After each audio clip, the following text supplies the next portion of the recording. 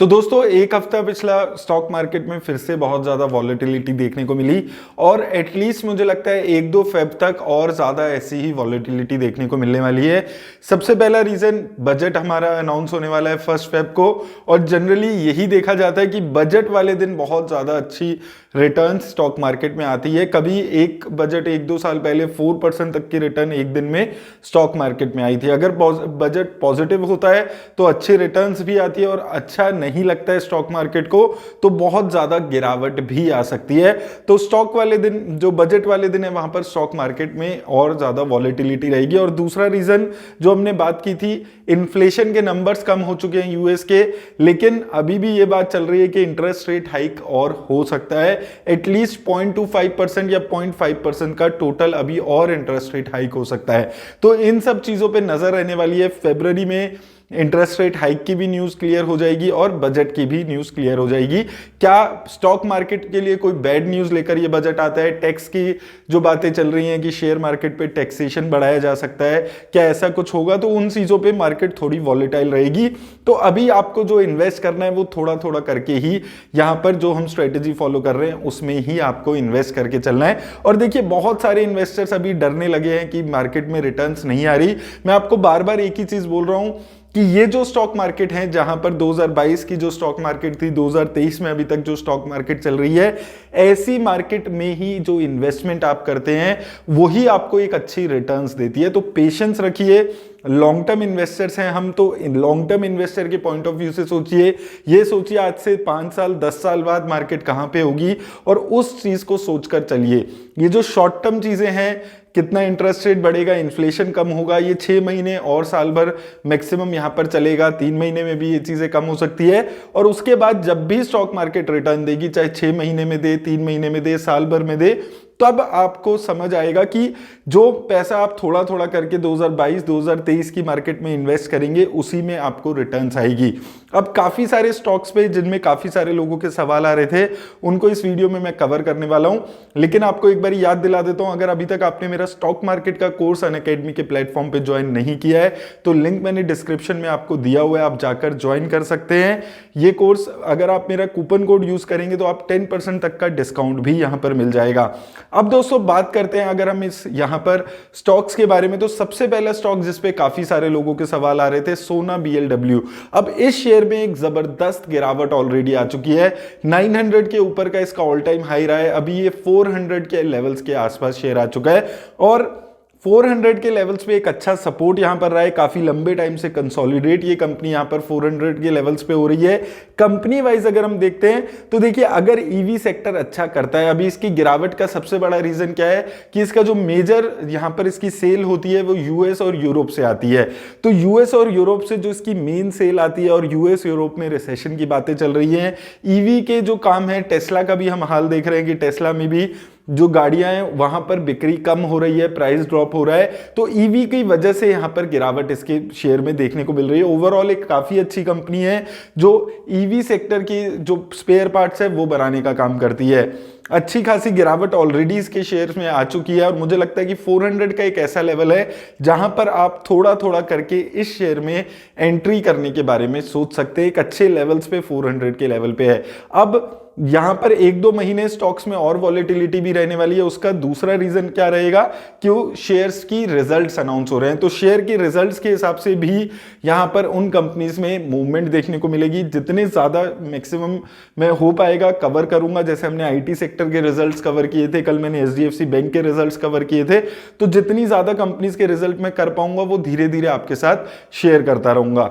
दूसरी कंपनी जो काफी सारे लोगों का सवाल आता था कि इस कंपनी में एंट्री का मौका ही नहीं मिलता, और मैं आपको हमेशा यही चीज बोलते हुए आया था कि हर कंपनी में आपको मौका मिलता है, आपको पेशेंस रखने की जरूरत है। हम बात कर रहे हैं वरुण बेवरेजेस की।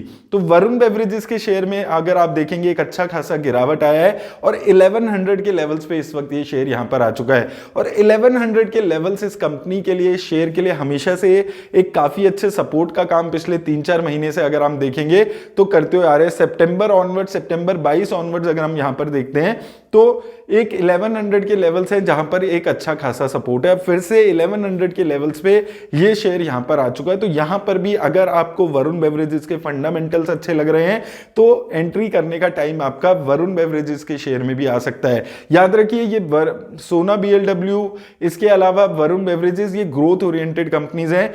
प्राइस टू अर्निंग रेशियो इनका थोड़ा सा हायर साइड पे रहता है, तो उस रिस्क को भी आपको यहां पर समझकर चलने की जरूरत है। तीसरी कंपनी जिसपे काफी सारे लोगों का यहां पर सवाल आ रहा है, डिक्सन टेक्नोलॉजीज। अब यहां पर भी दोस्तों हमने पहले आज से 6 महीने पहले इसको 3600 में एक्यूमुलेट करने के बारे में बात की थी। फिर इसका शेयर लगातार ऊपर गया था, 4500 तक चला गया था। अब फिर से इसका शेयर गिर के 3600 के आसपास आ चुका है। तो मुझे लगता है 3600 के एक ऐसे लेवल्स हैं जहां पर अगर आपने पिछली बार मिस आउट कर दिया था, थोड़ा थोड़ा आप इनमें इन्वेस्ट करके शेयर में चल सकते हैं। ये शेयर भी एक लॉन्ग टर्म इन्वेस्टर को अच्छी रिटर्न्स दे सकता है। ओरिजिनल इक्विपमेंट मैन्युफैक्चरर का ये कंपनी काम कर रही है, जो बड़ी बड़ी ब्रांड्स हैं उनके लिए, यहां पर जैसे कि सैमसंग जैसा ब्रांड हो गया, इन कंपनीज के लिए ये OEM का काम कर रही है। कंपनी यहां पर अच्छी लगती है। यहां पर नीचे के लेवल्स पे जब जब आती है, और 2023 में भी मार्केट में आपको वही टेक्निक रखनी है जो हमने 2022 में फॉलो की थी।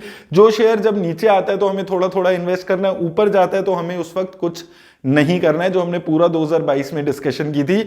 यही चीजों को आपको 2023 में भी यहां पर फॉलो करना है। तो यहां पर भी एक अच्छी अपॉर्चुनिटीज यहां पर मिलती हुई नजर आ रही है। अच्छा खासा गिरावट इस शेयर में आ चुका है। इसके अलावा IT सेक्टर के शेयर्स पे काफी सारे लोगों के सवाल आ रहे हैं। तो देखिए IT सेक्टर पे एक सेपरेट डिटेल्ड वीडियो मैंने ऑलरेडी 2-3 दिन पहले चैनल पे शेयर की थी, जिसमें हमने HCL टेक, इन्फोसिस, TCS और विप्रो, इन 4 कंपनीज के बारे में बात की थी। तो अगर आपने वो वीडियो नहीं देखी है, आप वो जाकर देख सकते हैं। इसमें मैं आपको एक ब्रीफ बता देता हूं कि देखिए कंपनीज के रिजल्ट अच्छे आए हैं, लेकिन बहुत ज्यादा ग्रोथ नहीं है। और मुझे लगता है कि IT सेक्टर में हो सकता है और 3-6 महीने, साल भर आपको टाइम करेक्शन देखने को मिले कि इनके शेयर्स जो हैं वो एक सेम रेंज में आपको देखने को मिले, क्योंकि 2 साल में बहुत अच्छे रिटर्न्स इनके शेयर्स ने दिए है। और अभी भी 5 साल की अगर आप वैल्यूएशन IT सेक्टर की इन 4 कंपनीज की देखेंगे तो उनके लेवल्स पे अभी भी ये इनके जो प्राइस टू अर्निंग रेशियो है वो ज्यादा है। अगर आपको एक्युमुलेट करना ही है IT सेक्टर में, तो मुझे जो बेस्ट कंपनी लगती है वो हमेशा से इन्फोसिस लगती आई है। 1350-1400 के लेवल्स काफी अट्रैक्टिव लेवल्स इसके हमेशा से रहे हैं। हमने लास्ट टाइम भी इन्हीं लेवल्स पे इस कंपनी में इन्वेस्ट किया था। तो इन लेवल्स पे अगर ये फिर से आपको अपॉर्चुनिटी मिलती है तो यहां पर आपको इन्वेस्ट कर सकते हैं। इसके अलावा HCL टेक 800, 900, 900, 950 के लेवल्स पे फिर से आपको मिलती है। तो यहां पर आप थोड़ा थोड़ा करके इस कंपनी में भी इन्वेस्ट कर सकते हैं। 4 में से ये 2 कंपनीज मुझे टॉप में लगती है। अगर हम इन चारों की बात करते हैं तो ये 2 कंपनीज मुझे ज्यादा पसंद है, इनके रिजल्ट्स के हिसाब से भी और ओवरऑल वैल्यूएशंस वगैरह के हिसाब से भी ये 2 कंपनी मुझे ज्यादा बेटर इस वक्त पोजीशन में लगती है। इसके अलावा दोस्तों बजाज फाइनेंस पे मैंने लास्ट वीडियो में भी आपको बोला था कि बजाज फाइनेंस एक बहुत अच्छी कंपनी है। वैल्यूएशन वाइज अगर आप देखेंगे 5 सालों की काफी कम वैल्यूएशंस पे ये कंपनी प्राइस टू अर्निंग के लेवल्स पे आई हुई है। और उसके साथ साथ अभी इसके जो शेयर है उसमें काफी अच्छा डिस्काउंट, आपको 20-25% के डिस्काउंट पे इसका शेयर यहां पर मिल रहा है। 5900 के लेवल्स पे ये चीज आ चुकी है। अब इसका शेयर कब दोबारा से रन करना शुरू करेगा, 2 महीने, 6 महीने, साल भर, ये हम अभी कहना मुश्किल है। लेकिन डेफिनेटली जो ग्रोथ है वो अभी भी लगातार हो रही है। ग्रोथ की रेट कम हुई है, इसमें कोई डाउट नहीं है, लेकिन ग्रोथ अभी भी इस कंपनी में देखने को मिल रही है। तो रिजल्ट ऐसा नहीं है कि बहुत ज्यादा खराब रिजल्ट्स आए हैं, बस इसकी जो वैल्यूएशंस थी उसके हिसाब से रिजल्ट्स नहीं थे। तो मुझे लगता है कि अगर इसमें आपको गिरावट मिलती रहती है तो आप हर गिरावट में थोड़ा थोड़ा करके बजाज फाइनेंस के शेयर में भी इन्वेस्ट कर सकते हैं। इसका शेयर का जो साइज है वो ज्यादा है, 5900 का एक शेयर है। तो मुझे लगता है मैक्सिमम एक शेयर करके ही आप खरीदने के बारे में सोचें जब भी आप इस शेयर में इन्वेस्ट करने के बारे में सोचते हैं। इसके अलावा देखिए केमिकल सेक्टर में भी बहुत अच्छी गिरावट आई हुई है और आने वाला साल केमिकल सेक्टर के लिए खराब रह सकता है। कमोडिटीज के प्राइसेस में इंक्रीज हो रहा है, इनके रॉ मटेरियल में थोड़ा बहुत इंक्रीमेंट हो रहा है और केमिकल के जो केमिकल्स है उनके प्राइसेस में थोड़ा डिप आ रहा है। इन रीजंस की वजह से, क्योंकि यूरोप से डिमांड कम हो रही है, तो केमिकल सेक्टर पे इंपैक्ट आते हुए नजर आ रहा है। अब दोस्तों यही मौके होते हैं जब आप थोड़ा थोड़ा करके इन सेक्टर्स में अपनी पोजीशंस बनाए। तो केमिकल सेक्टर की 2 कंपनीज जो अभी काफी अच्छी वैल्यूएशंस पे धीरे धीरे आ चुकी हैं।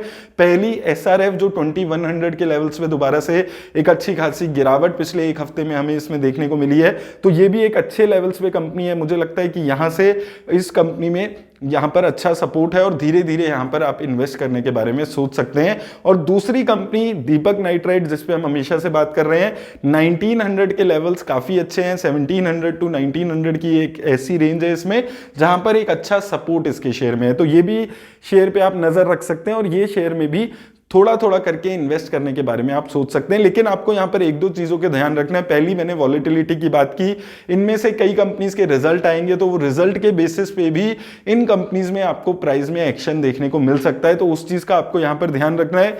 और ये वीडियो किसी भी तरह की इन्वेस्टमेंट की एडवाइस नहीं है। आप किसी भी कंपनी में इन्वेस्ट करने से पहले फाइनेंशियल एडवाइजर से अपने बात करके इन्वेस्ट करें।